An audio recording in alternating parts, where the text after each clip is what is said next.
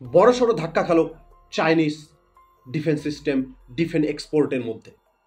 আমি কেন বললাম ডিফেন্স এক্সপোর্টের ক্ষেত্রে বিরাট বড় ধাক্কা খেলো? তোমরা অলরেডি হয়তো শুনে গেছো, ভারত পাকিস্তানের মধ্যে রাত 8টা সাড়ে 8টার পরের থেকে দুই দেশের মধ্যে মিসাইল নিক্ষেপ শুরু হয়ে গিয়েছিল। পাকিস্তান যেভাবে ভারতের সিভিলিয়ানদের ওপর অ্যাটাক করা শুরু করে দিয়েছিল মিসাইল নিক্ষেপ, ভারতের S-400 মিসাইল ডিফেন্স সিস্টেম যেভাবে সবগুলোকে প্রতিরোধ করেছে এবং প্রত্যেকটা মিসাইলকে বিধ্বস্ত করে দিয়েছে ভারতীয় এয়ার ডিফেন্স সিস্টেম, যেখানে চাইনিজ মেড এয়ারক্রাফট পর্যন্ত বিধ্বস্ত হয়ে গিয়েছিল। চাইনিজ মেড F-16 দুইটা, ইউএসএ মেড F-17 একটা, ভারতীয় এয়ারফোর্স, ভারতীয় আর্মি তারা তাদের মিসাইলের মাধ্যমে ভারতীয় এয়ার ডিফেন্স সিস্টেমের মাধ্যমে একবারে বিধ্বস্ত করে দিয়েছে। তাতে বোঝা যাচ্ছে যে পাকিস্তান, একটা কথায় আছে, টিকলে ভালো না টিকলে গেল, সেটা কিন্তু তার বাস্তব প্রমাণ এটাই।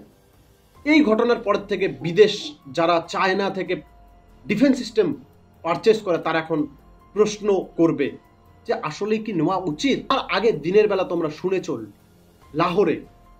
লাহোরে পাকিস্তান মেড HQ-9 যে এয়ার ডিফেন্স সিস্টেম ছিল, ভারত সেটাকে একেবারে বিধ্বস্ত করে দিয়েছে ইসরায়েলি মেড ড্রোনের মাধ্যমে। ইসরায়েল মেড ড্রোন নিক্ষেপ করে পাকিস্তানের লাহোরে Chinese made air defence system HQ-9 সেটাকে একবারে বিধ্বস্ত করেছে, হাজার হাজার কোটি টাকা লোকসানে চলে গিয়েছে। মানে যেই এয়ার ডিফেন্স সিস্টেম পাকিস্তানকে বাঁচাবে, যেভাবে ভারত মিসাইল ছুড়বে সেটাকে বিধ্বস্ত করবে, সেটা তার আর ক্ষমতা নেই, নিজেই ব্লাস্ট হয়ে গিয়েছে, নিজেই ধ্বংস হয়ে গিয়েছে। সেটা কনফার্ম করেছে ভারতীয় আর্মিরা। ভারত সরকারের থেকে এটা 100% কনফার্মেশন দিয়ে দিয়েছে যে পাকিস্তানের air defence system HQ-9 Bharat একদম শেষ করে দিয়েছে লাহোরে।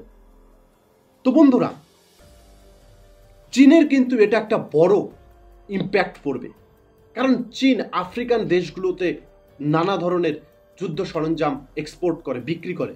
এখন সেই চীন তাদের অস্ত্র কিভাবে বিক্রি করবে? এখন আফ্রিকান দেশ যখন চীনের কাছে প্রোডাক্ট কিনতে আসবে, যুদ্ধ সরঞ্জাম, সে সময় প্রশ্ন করবে, আপনার অস্ত্র তো ভারত পাকিস্তানের যুদ্ধের সময় বিধ্বস্ত হয়ে গিয়েছিল, আর রাশিয়ান মেড S-400 এর কাছে শেষ হয়ে গিয়েছিল, তাহলে আমরা তোমার অস্ত্র কিভাবে কিনি? তাতে কিন্তু হয়তোবা ভবিষ্যতে যদি আরও কিছু চাইনিজ মেড এয়ারক্রাফট কিংবা আরও কিছু চাইনিজ মেড আরও অন্য কোনো ড্রোন ফ্রোন ভারতীয় সেনা বিধ্বস্ত করে, তাহলে কিন্তু চায়নার মার্কেটে একটা বিরাট প্রশ্ন আসবে, ডিফেন্স মার্কেটে। তোমরা সবাই জানো চায়না কিন্তু 5th জেনারেশন ফাইটার জেটও তৈরি করে দিয়েছিল। আসলে সেই ফাইটার জেটও কি এইরকম কোয়ালিটির তৈরি হচ্ছে? ছোট থেকে শুনে এসেছি চাইনিজ প্রোডাক্ট টিকলে ভালো, না টিকলে গেল। তো এটাই হয়তো তার একটা নিদর্শন, যেখানে ভারতীয় এয়ার ডিফেন্স সিস্টেমে রয়েছে রাশিয়ান মেড S-400, যা 400 কিলোমিটার রেঞ্জের মধ্যে যে কোনো মিসাইল, ড্রোন, এয়ারক্রাফট সব একবার বিধ্বস্ত করে দিতে পারে। রাশিয়া এখানে কিন্তু খুব খুশি আছে এবং খুব একটা পজিটিভ ভাইব নিয়ে আছে, কারণ তার এয়ার ডিফেন্স সিস্টেম পুরোপুরি কাজ করেছে, ভারতবর্ষে বেশি একটা মিসাইল পড়তেই দেয়নি।